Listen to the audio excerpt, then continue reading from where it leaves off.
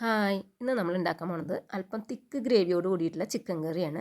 ഇത് നമുക്ക് എങ്ങനെ ഉണ്ടാക്കണമെന്ന് നോക്കാം. അതിനുവേണ്ടി ആദ്യം തന്നെ ഒരു മസാല തയ്യാറാക്കി എടുക്കണം.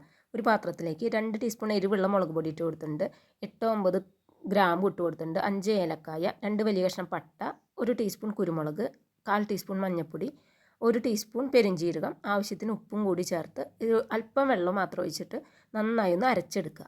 എന്നിട്ട് നമ്മൾ കഴുകി വെച്ചിരിക്കുന്ന ചിക്കനിലേക്ക് ഇതിൻ്റെ പകുതി എടുത്ത് പരട്ടി കൊടുക്കുക. പകുതി അവിടെ നമ്മൾ മാറ്റി വെച്ചിട്ടുണ്ട്. 1 കിലോ ചിക്കനാണ് നമ്മളിപ്പോൾ ഇതിലേക്ക് എടുത്തിരിക്കുന്നത്. നന്നായി പുരട്ടി നമുക്കൊരു അരമണിക്കൂർ ഇത് മാരിനേറ്റ് ചെയ്ത് വെക്കണം. അരമണിക്കൂറിന് ശേഷം വേണം നമുക്കിത് തയ്യാറാക്കാനായിട്ട്.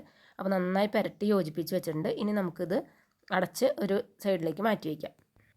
നമ്മൾ നേരത്തെ തയ്യാറാക്കി വെച്ച മസാലയുടെ പകുതി നമ്മൾ മാറ്റി വെച്ചിട്ടുണ്ട്. ഇനി ഇതിലേക്ക് വേണ്ടത് കൊച്ചുള്ളിയാണ്. ഒരു 15-20 കൊച്ചുള്ളി, ഒരു 10 വെളുത്തുള്ളി അല്ലി, ഒരു 3 വലിയ കഷ്ണം ഇഞ്ചി നമ്മൾ തൊലി കളഞ്ഞ് വെച്ചിട്ടുണ്ട്. അതൊന്ന് ചതച്ചെടുത്ത് വെക്കണം. പിന്നെ ഇതിലേക്ക് 2 തക്കാളിയും കൂടിയാണ് വേണ്ടത്. അതും നന്നായി ചെറുതായി അരിഞ്ഞ് വയ്ക്കുക. ഇനി നമുക്ക് കറി ഉണ്ടാക്കാനായിട്ട് തുടങ്ങാം. അതിനുവേണ്ടി ഒരു പാത്രം അടുപ്പത്ത് വെച്ച് വെളിച്ചെണ്ണ ഒഴിച്ച് ചൂടാകുമ്പോൾ ഉള്ളി, വെളുത്തുള്ളി, ഇഞ്ചിയുടെ കൂട്ട് അതിലേക്ക് ഇട്ട് നന്നായി ഒന്ന് ഇളക്കി അതിൻ്റെ കളറൊക്കെ മാറി വരുമ്പോൾ നേരത്തെ നമ്മൾ തയ്യാറാക്കി വെച്ചിരിക്കുന്ന ഒരു മസാലക്കൂട്ടില്ലേ, അതിൻ്റെ പകുതി നമ്മൾ മാറ്റി വെച്ചിട്ടുണ്ടായിരുന്നു. ആ മസാലക്കൂട്ട് അല്പം വെള്ളം കൂടി ചേർത്ത് ഇതിലേക്ക് ഒഴിച്ച് നന്നായി ഒന്ന് ഇളക്കി യോജിപ്പിച്ച് അതൊന്ന് മൂത്ത് വരുന്ന സമയത്ത് നമ്മൾ അരിഞ്ഞ് വെച്ചിരിക്കുന്ന തക്കാളിയും കൂടി ചേർത്ത് കൊടുക്കുക.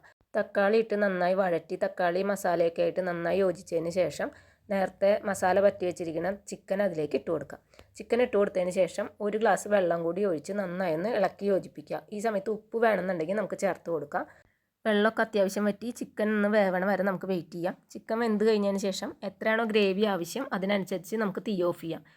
ഞാനിപ്പോൾ അല്പം തിക്ക് ഗ്രേവിയോട് കൂടിയാണ് ചിക്കൻ ഓഫ് ചെയ്ത് വെച്ചിരിക്കുന്നത്.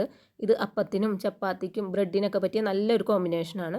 ഇത് നല്ല ടേസ്റ്റുള്ള ഒരു കറിയാണ്. എല്ലാവരും ട്രൈ ചെയ്ത് നോക്കി ഫീഡ്ബാക്ക് അറിയിക്കുക. എളുപ്പത്തിൽ ഉണ്ടാക്കാനായിട്ടും പറ്റും. ഈ വീഡിയോ നിങ്ങൾക്ക് ഇഷ്ടപ്പെട്ടെങ്കിൽ ലൈക്ക് ചെയ്യാനും ഷെയർ ചെയ്യാനും സബ്സ്ക്രൈബ് ചെയ്യാനും മറക്കല്ലേ. അപ്പോൾ ഓക്കെ, ബൈ.